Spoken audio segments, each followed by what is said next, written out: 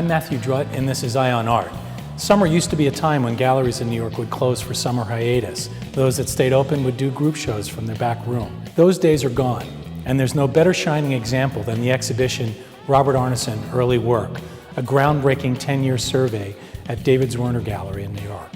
Bob Arneson was one of the primary progenitors of the funk art movement in California in the 60s and 70s. Like the pop art movement on the East Coast, funk artists sourced popular culture, everyday objects, and used them in a variety of ways, celebrating their commercial iconography and often satirizing their iconography. The exhibition spans 10 years, from 1964 to 74, and opens with a gallery of 8 trophies that were really his first coherent body of work. The trophies symbolized the kind of apogee of male athletic prowess, and Arneson's investigation of this form really kind of undermines that idea of male authority in sports figures. One of the trophies in the exhibition, official souvenir trophy, is actually a trophy that has a pile of shit on top of it, and then it's inscribed on the front, flush, as if the whole idea of the trophy is nothing but a toilet or a piece of shit.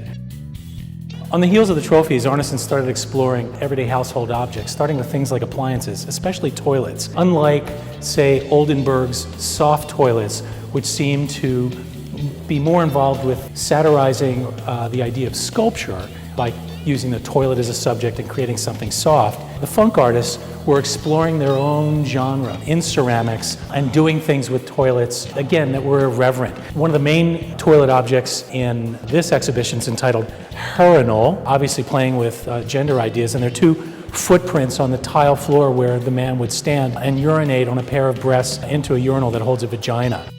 Arneson revisited the urinal as a subject many times in this period, but perhaps most exemplary is the one I'm standing next to from 1964, simply entitled Throne. This throne is very much about male authority. It is ostensibly regal. In the bowl of the toilet inside, there's a crown with the stars and stripes blasting out from the center. But the head cushion, you have to notice, is a giant turd. Again, he's undermining all of these things that he's bringing in that celebrate iconic authority, and even, I think, a latent jab at militarism, because let's not forget this is the era of the Vietnam War.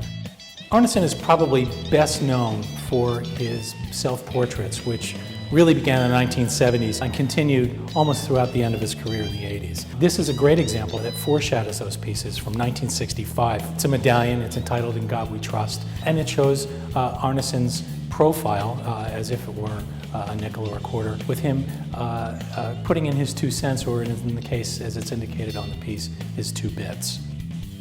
The latest piece in the show from 1974 is really one of the seminal self-portraits that he did. It's entitled Self-Portrait of the Artist Losing His Marbles. And one of his eyes is punctured out as if a marble is shot through it, and his torso splits open with marbles literally pouring out of his body.